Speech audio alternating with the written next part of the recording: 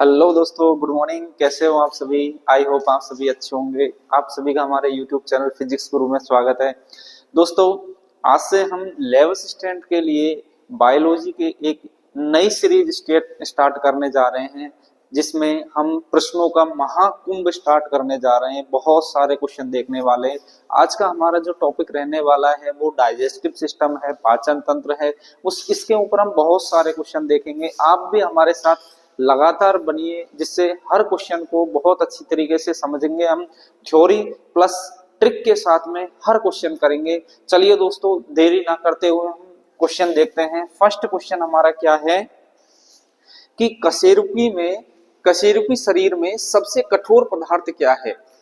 सबसे कठोर पदार्थ कौन सा है? कशेरुकी। कशेरुकी का मतलब क्या होता है? इंग्लिश में हम इसको वर्टिब्रेट्स कहते हैं।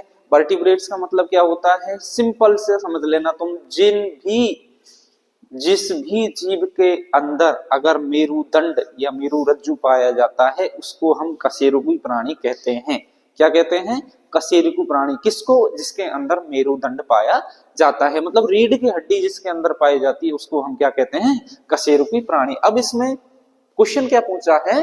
कशेरुकी शरीर में, मतलब इनवर्टिब्रेट्स शरीर में सबसे कठोर पदार्थ कौन सा है? कौन सा है? कैरेटिन, कैरोटीन नहीं। इनेमल, क्या पता। डेंटाइन नहीं। कॉन्ड्रिन नहीं। सबसे कठोर पदार्थ है इनेमल। क्या है? इनेमल। इनेमल कहां पाया जाता है? इनेमल को हम हिंदी में दंत बल्क भी कहते हैं। क्या कहते हैं? दंत बल्क भी। इसका निर्माण कहाँ होता है? इसका निर्माण जो कोशिका करती है, उस कोशिका को हम बोलते हैं एमाइलोब्लास्ट कोशिका। एमाइलोब्लास्ट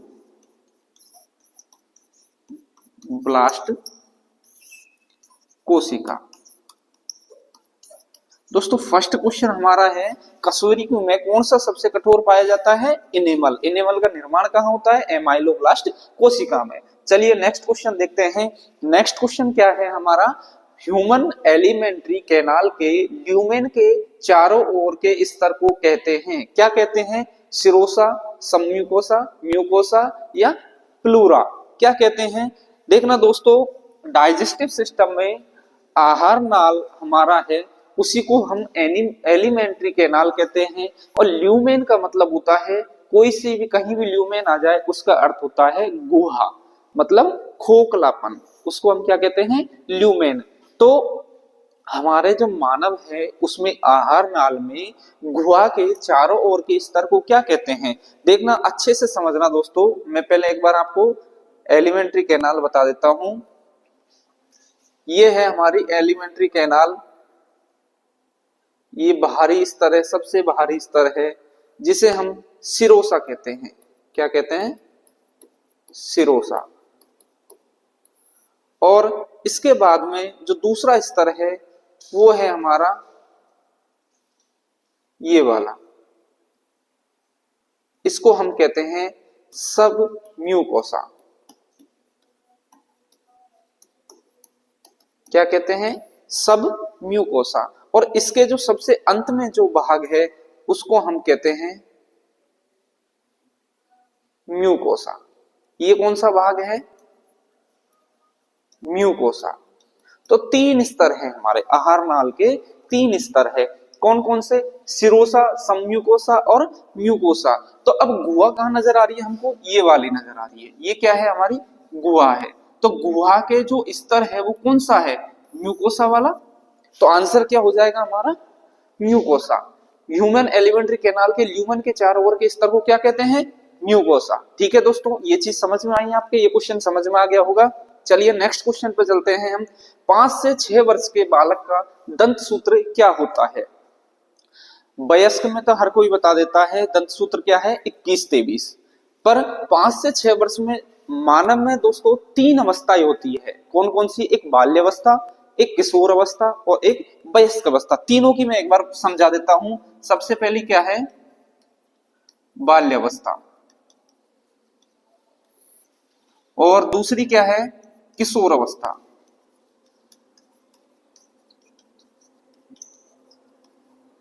और तीसरी क्या है? वयस्क अवस्था। तीन अवस्था हमारी होती है। बाल्यावस्था में हमारी 0 से लेकर 14 से 15 वर्ष की उम्र तक हमारी क्या होती है, बाल्यावस्था। किशोर अवस्था 14 से 20 से 22 की उम्र तक की हमारी क्या होती है, किशोर अवस्था। और वयस्क अवस्था 22 से लेकर जब तक मरते हैं, जब तक वो वयस्क ये वृद्धावस्था आती है फिर, तो है ना। तो मेन हमारी 3 अवस्था है, उसमें सबसे पहले बाल्यावस्था। वयस्क अवस्था का सूत्र होता है 21-23 इंटू 2। सर ये 2 1 2 3 ये क्या है दोस्तों, ये है हमारा दंत। 4 प्रकार के दंत होते हैं, ICPM, इंसाइजर, कैनायन, प्रीमोलर और मोलर। 4 प्रकार के हमारे क्या होते हैं, दांत। इंसाइजर, कैनायन, प्रीमोलर और मोलर। मतलब वयस्क अवस्था में हमारे पूर्ण रूप से 32 दांत हो जाते हैं, ठीक है। अब किशोर अवस्था में क्या होते हैं, ये ICPM क्या होते हैं, कितने होते हैं, 21/22 इंटू 2। मतलब इंसाइजर कितने हैं, 4, कैनायन 2, प्रीमोलर 2, 4 और मोलर 4 इंटू 2, ठीक है। ऐसे ही अब बात करते हैं बाल्यावस्था। तो बाल्यावस्था में होते हैं 21/02 इंटू 2, ICPM, ठीक है। अब देख लो दोस्तों, क्वेश्चन हमारा ये क्या कह रहा है कि 5 से 6 वर्ष के बालक का दंत सूत्र क्या होता है। तो 5 से 6 वर्ष कहाँ आ रहा है हमारा, बाल्यावस्था में। बाल्यावस्था में क्या है सूत्र, 2/2, 1/1, 0/0, 2/2 लगा लो। ये एक नहीं है, आई है, ठीक है। तो आई कितना है, 2, ठीक है सर, 2/2। सी कितना है, 1/1। पी कितना है, 2/2 नहीं, 0 है। एम कितना है, 2/2। दूसरा देख लो ऑप्शन, आई 2/2, सी 1/1, 0, तीनों में 0 नहीं है, तो ये क्वेश्चन शायद मिसमैच हो गया। इधर पी कर लेना और इसको हटा देना। तो कौन सा ऑप्शन आ जाएगा हमारा, फर्स्ट ऑप्शन। क्या है, आई कितना है, 2 और इधर कितना है, 1। प्रीमोलर बाल्यावस्था में नहीं होता है, ठीक है, प्रीमोलर बाल्यावस्था में नहीं होता है। नेक्स्ट क्वेश्चन चलते हैं हम। नेक्स्ट क्वेश्चन है हमारा, विस्डम दंत होते हैं, कौन से विस्डम दंत होते हैं, अंतिम मोलर या अंतिम प्रीमोलर या फिर एंजाइमर या फिर कैनाइन, कौन से होते हैं। तो दोस्तों मैं आपको एक बार समझा देता हूं, ये हमारा ऊपरी जबड़ा और ये हमारा निचली जबड़ा, ठीक है। और ये हमारे बीच में से पार्ट कर देते हैं। 8 दंत इधर होते हैं, 8 इधर, 8 इधर और 8 इधर, ऐसे करके हमारे कितने होते हैं दांत, 32, ठीक है। ऐसे करके कितने दांत होते हैं हमारे, 32। ये हमारा सबसे पहले होता है इंसाइजर, 2 हमारे इंसाइजर होते हैं, फिर एक कैनायन, फिर प्रीमोलर, फिर मोलर, 3 क्या होते हैं, मोलर। ये कितने होते हैं, अभी मैंने सूत्र बताया 21/23। तो ये कितने हैं हमारे, इंसाइजर कितने हैं, 2, कैनाइन कितना है, 1, ठीक है। और प्रीमोलर कितने हैं फिर, 2 और फिर मोलर कितने हैं, 3। दोस्तों विस्डम दंत को हम अक्कल दाढ़ भी कहते हैं। मतलब जब यूं समझ लेना, एक पुरानी कहावत है, जिस भी बच्चे के अगर अकल दाढ़ आती है तो यूं समझ लेना उसके अंदर अकल आना शुरू हो जाती है। जो ये लास्ट की जो होती है इसको हम बोलते हैं अक्कल दाढ़, अक्कल दाढ़, और इसी को हम बोलते हैं विस्डम दंत, विस्डम दंत, ठीक है। तो कौन सा है, मोलर तो है, पर मोलर में भी कौन सा है, अंतिम। तो कौन सा ऑप्शन हो जाएगा हमारा, अंतिम मोलर। कौन सा हो जाएगा, अंतिम मोलर। चलिए नेक्स्ट क्वेश्चन पे, निम्नलिखित में से सुमेलित कर सही विकल्प का चयन करें। सूची दी है हमको, सूची फर्स्ट, सूची सेकंड। फर्स्ट में है ड्यूडेनम, एपिग्लोटिस, ग्लोटिस और सीकम, इसको इससे मिलाना है। दोस्तों मैं एक बार आपको आहार नाल के बारे में थोड़ा समझा देता हूं। ये हमारा क्या है, मुख है, मुख से नीचे जाते हैं, ये हमारी आहार नाल है पूरी। फिर यहां हमारा ये आ जाता है आमाशय, आमाशय के बाद में छोटी आंत और छोटी आंत के बाद में ये बड़ी आंत हो जाती है, ठीक है। सिंपल से समझ लेना, ये हमारी क्या है, पूरी आहार नाल, ठीक है। आहार नाल में सबसे पहले ये हमारा क्या हो गया, मुख।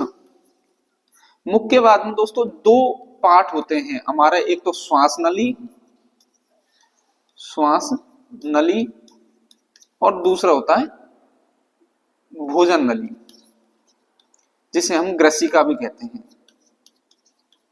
ये हमारा आमाशय है और ये हमारी छोटी आंत है और ये बड़ी आंत। तो दोस्तों अब समझना ड्यूडेनम, एपिग्लोटिस, ग्लोटिस और सीकम। दोस्तों ड्यूडेनम कहाँ होता है, छोटी आंत में। जो ये यू आकार की जो आपको दिखाई दे रही है ये होती है हमारी ड्यूडेनम। छोटी आंत में तीन पार्ट होते हैं, ड्यूडेनम, जेजुनम और इलियम। कितने पार्ट होते हैं, तीन, डी जे आई। क्या है, डी जे आई, ड्यूडेनम, जेजुनम और इलियम। छोटी आंत में तीन पार्ट होते हैं। और फिर है हमारा क्या है, बड़ी आंत। बड़ी आंत में भी तीन पार्ट होते हैं, सीकम, रेक्टम और मलाशय वाला। तीन पार्ट होते हैं, सीकम, रेक्टम, मलाशय। ऐसे ही फिर ये क्या है हमारा आमाशय। और अब बात करते हैं ड्यूडेनम क्या है, छोटी आंत का पार्ट है। छोटी आंत कैसी है, यू आकार की। कैसी है, यू आकार की। तो कहाँ ऑप्शन दिखाई दे रहा है, यू आकार नहीं दिखाई दे रहा। हाँ, यू आकार की संरचना जो आमाशय से उत्पन्न होती है। कहां से, आमाशय से निकल रही है, नहीं निकल रही, कहां से निकल रही है, आमाशय से। दूसरा है एपिग्लोटिस। दोस्तों एपिग्लोटिस क्या होती है, एक ढक्कन नुमा कार्टिलेज संरचना होती है। हमारे श्वास नली और भोजन नली के ऊपर एक ढक्कन नुमा ऐसे फ्लैप होता है। यूं जैसे ही भोजन आता है ये खुल जाता है ग्रास नली में, और जैसे ही भोजन बंद होता है बंद हो जाता है। ये श्वास नली में, हमारे श्वास नली में भोजन को नहीं जाने देता। कहाँ नहीं जाने देता, श्वास नली में। तो एपिग्लोटिस कैसा है, एक कार्टिलेज फ्लैप है। फिर क्या है ग्लोटिस। ग्लोटिस क्या करता है, जैसे ही खुलने के बाद श्वास को अंदर जाने देता है। क्या करता है, श्वास को अंदर जाने देता है। तो ग्लोटिस कहाँ है, विंड पाइप, मतलब वायु पाइप का खुलना और बंद होने का। और सीकम क्या है, बड़ी आंत का पार्ट है। बड़ी आंत का पार्ट है छोटी ब्लाइंड कुआं, स्मॉल ब्लाइंड कैविटी। देख लो, ऑप्शन मैच करो। सबसे पहले कौन सा है, 3, ए से 3, सेकंड से 1, थर्ड से 4th और 4th से 2। 31, 42 कहीं दिखाई दे रहा है, ये नहीं, ये नहीं, ये है सी वाला ऑप्शन। कौन सा राइट है, सी ऑप्शन राइट है। ठीक है, समझ में आ गया। नेक्स्ट क्वेश्चन चलते हैं हम। किस सतह में ब्रूनर ग्रंथियां पाई जाती है। ब्रूनर ग्लैंड कहां पाई जाती है, पता है किसी को। तो दोस्तों अभी मैंने पढ़ाया था आहार नाल। आहार नाल में सबसे पहले हमारी ग्रसिका, ग्रसिका के बाद में आमाशय, आमाशय के बाद में छोटी आंत। तो छोटी आंत में दोस्तों ये हमारी ब्रूनर ग्लैंड्स पाई जाती है। छोटी आंत कहाँ है हमारी, ये यू आकार की। तो सबसे पहला जो पार्ट होता है हमारा ड्यूडेनम, फिर जेजुनम, फिर लास्ट में जो होता है वो इलियम। और ये किससे जुड़ा होता है हमारा, आमाशय से। किससे जुड़ा होता है, आमाशय से। ड्यूडेनम किससे जुड़ा हुआ है, आमाशय से।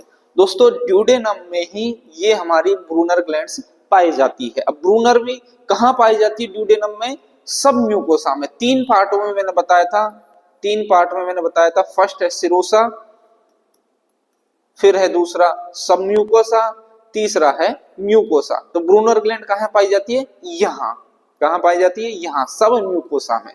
तो ऑप्शन क्या है हमारा, सी, ड्यूडेनम की सब म्यूकोसा में। ब्रूनर ग्लैंड्स के बारे में एक चीज और आपको बता देता हूं, यहाँ आमाशय में हमारे पास जो पाचक एंजाइम होते हैं HCl, वो क्या करते हैं, भोजन को अम्लीय बना देते हैं। फिर ब्रूनर ग्लैंड क्या करती है, विटामिन स्रावित करती है। इसके कारण भोजन को ये क्या करते हैं, क्षारीय बना देते हैं, या फिर उसको क्या कर देते हैं, निष्क्रिय कर देते हैं। जो अम्लीय भोजन बना है उसको क्या करते हैं, क्षार पदार्थ मिला के उसको निष्क्रिय कर देते हैं। तो ब्रूनर ग्लैंड का कार्य भी आपके समझ में आ गया होगा, और ये कहाँ स्थित होती है ये भी समझ में आ गया होगा। दो क्वेश्चन हो गए हमारे। ठीक है, नेक्स्ट क्वेश्चन चलते हैं हमारा। टाइलिन एक एंजाइम है। टाइलिन कहाँ का एंजाइम है, कोई बता सकता है। सलाइवरी का रस का, अग्नाशय रस का, आंतरीय रस का, या फिर उपरोक्त में से कोई नहीं। कौन सा है इसमें से, टाइलिन अग्नाशय में नहीं पाया जाता, आंतरीय रस में नहीं पाया जाता, कहाँ पाया जाता? सलाइवरी रस। सलाइवरी रस भी कहाँ है? मुख के अंदर। कहाँ है? मुख के अंदर। टाइलिन कहाँ पाया जाता है? मुख में। सलाइवरी रस को हम क्या कहते हैं? टाइलिन। नेक्स्ट क्वेश्चन पर चलते हैं। निम्नलिखित में से कौन सी मानव लार ग्रंथि नहीं है? मतलब लार कहाँ होती है हमारे? मुख में या पेट में? मुख में ही होती होगी। तो निम्न में से कौन सी ऐसी है जो लार ग्रंथि में सम्मिलित नहीं है? पैरोटिड, सबमैक्सिलरी, सबलिंगुअल या इंफ्रा ऑर्बिटल, कौन सी है? दोस्तों इसका मैं एक चित्र भी लेकर आया हूं। दोस्तों ये जो होती है ये हमारे कान के नीचे, यहाँ ये कान के नीचे अंदर मुख में होती है, इसको हम बोलते हैं पैरोटिड। क्या बोलते हैं? पैरोटिड ग्रंथि। ठीक है, ये है हमारी जिह्वा के नीचे। क्या है? जिह्वा। इसको बोलते हैं सबलिंगुअल। ये हमारी कौन सी है? सबलिंगुअल। और दूसरी है ये जो डाड है हमारी, मैक्सिलरी डाड है, मैक्सिला डाड है, उसके नीचे होती है, इसको इसलिए हम बोलते हैं सब मैक्सिलरी। कौन सी? सब मैक्सिलरी। तो ये तीनों कहां होती है? मुख के अंदर। कौन कौन सी? पैरोटिड, सबमैक्सिलरी और सबलिंगुअल। अब क्वेश्चन क्या पूछा है? निम्नलिखित में से कौन सी मानव लार ग्रंथि नहीं है? दोस्तों ये क्वेश्चन आप बहुत बार ऐसे क्वेश्चन पूछे जाएंगे कि निम्नलिखित में से कौन सी चीज नहीं है। तो आप क्या करते हो? सिर्फ इतना पढ़ ले निम्न से कौन सी मानव लार ग्रंथि है नहीं। हम क्या कभी कभी पढ़ नहीं पाते, क्या करते हैं? सबसे पहले पैरोटिड हाँ है, लो लगा दिया, क्वेश्चन हमारा गलत हो गया। मेरे साथ ऐसे बहुत बार हुआ है, मैं क्या नहीं तो पढ़ ही नहीं पाता, उससे पहले ही क्वेश्चन लगा देता हूं, भाई ये तो बहुत इजी है, हो जाएगा। तो ऐसा नहीं करना, आपको क्वेश्चन बहुत ही आराम से पढ़ने हैं, क्वेश्चन बहुत आराम से पढ़ने के बाद उत्तर देने हैं आपको। ठीक है, ये क्या पूछ रहा है? इनमें से कौन सी नहीं है? तो नहीं कौन सी है? Infra orbital. इनमें कहीं नजर आ रही है? तीन हमारी क्या है? लार ग्रंथि, पैरोटिड, सबमैक्सिलरी, सबलिंगुअल। सबसे ज्यादा जो स्रावित करती है लार वो है हमारी ये 60 से 70% लार तो कौन स्रावित करती है? सब मैक्सिलरी। उसके बाद में 20 से 25% जो स्रावित करती है वो है पैरोटिड ग्रंथि। और सबलिंगुअल जो जिह्वा के अंदर, जिह्वा के नीचे उपस्थित होती है वो है 5 से 10%। अब यूं सोचेंगे कि जो जीव है वही तो शायद लार उत्पन्न करती होगी, नहीं, ये तो सबसे कम करती है। जिह्वा के नीचे जो ग्रंथि होती है वो सबसे कम करती है। सबसे ज्यादा कौन करती है? जो डाढ़ के पास में उपस्थित होती है, सब मैक्सिलरी। ठीक है दोस्तों, ये क्वेश्चन समझ में आया। नेक्स्ट क्वेश्चन चलते हैं हम। जठर रस में पाया जाता है पैंक्रियाज, वो प्रेजेंट इन गैस्ट्रिक जूस। सबसे पहले तुम ये बताओ गैस्ट्रिक जूस कहाँ होता है? छोटी आंत में? नहीं सर। बड़ी आंत में? नहीं। पैंक्रियाज में? नहीं। तो कहाँ होता है? आमाशय में। जठर रस कहाँ होते हैं? आमाशय में। इसकी मैं आपको एक ट्रिक भी बता दूंगा, बहुत शानदार ट्रिक बताऊंगा, जिससे आप कोई भी क्वेश्चन गलत नहीं होगा। तो जठर रस कहाँ पाया जाता है? पहली बात तो दोस्तों प्रोटीन का जो पाचन होता है वो अधिकांशतः आमाशय में ही हो जाता है, हमारे पेट में ही हो जाता है। तो प्रोटीन का जो पाचन होता है उन एंजाइम को हम प्रोटियोलाइटिक एंजाइम कहते हैं। कौन से एंजाइम कहते हैं? Proteolytic enzyme. अब कौन कौन से एंजाइम है? Pepsin, rennin, lipase. क्या पता sir? Pepsin, amylase, rennin. Amylase तो कहां से स्रावित होता है? अग्नाशय से।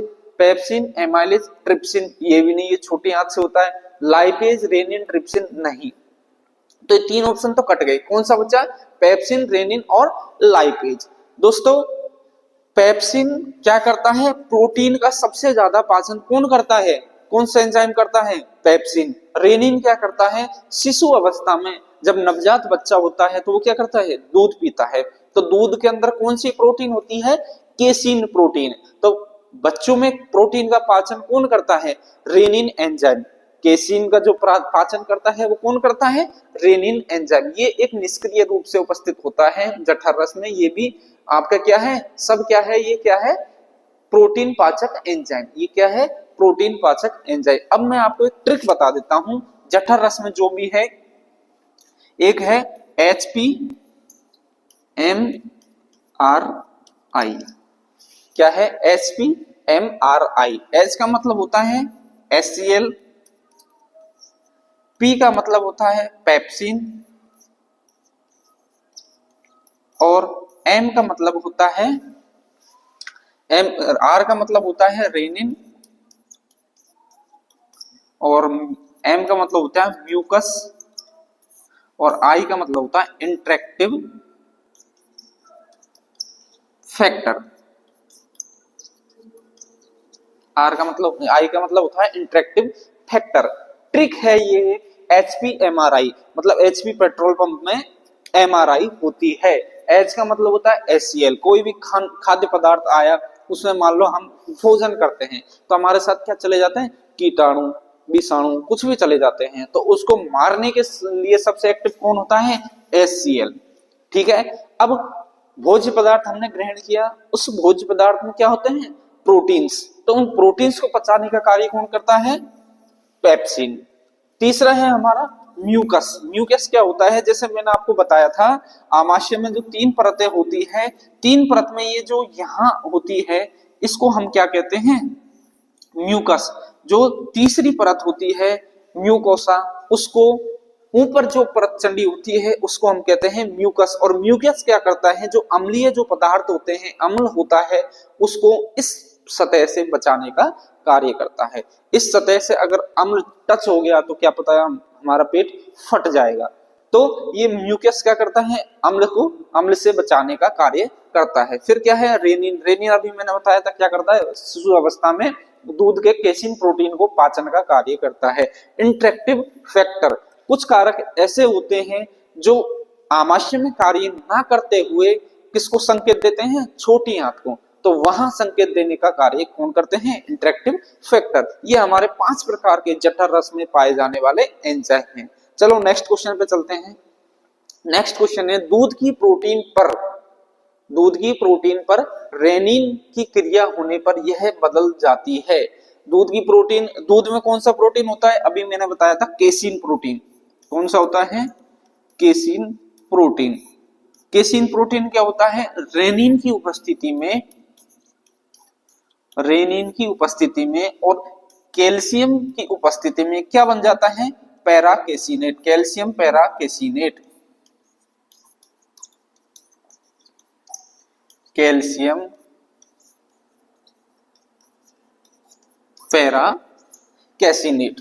केसिन जो प्रोटीन होती है वो कैल्शियम और रेनिन की उपस्थिति में कैल्शियम पैराकेसिनेट का निर्माण करती है। अब दूध में हमको पता है केसिन प्रोटीन है, अब केसिन कहां नजर आया, केसिनोजन नहीं, केसिन किसमें हो रहा है, पैराकेसिन में। केसिन किसमें हो रहा है, पैराकेसिन में। कैल्शियम पैराकेसिन में क्या हो रहा है, केसिन। ठीक है, ये क्वेश्चन समझ में आया। नेक्स्ट क्वेश्चन पे चलते हैं हम। निम्नलिखित में से कौन सा एंजाइम प्रोटीन के पाचन को प्रारंभ करता है। अभी मैंने बताया था आमाशय में कहा कौन कौन से होते हैं, पेप्सिन, रेनिन और लाइपेज। तो कौन सा ऑप्शन है इसमें, पेप्सिन।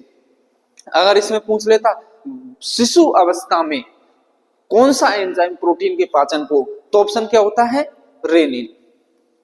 तो क्या आ जाता, रेनिन। तो ये बहुत अच्छे से समझते हुए चलना दोस्तों, ये क्वेश्चन आपके आ सकते हैं।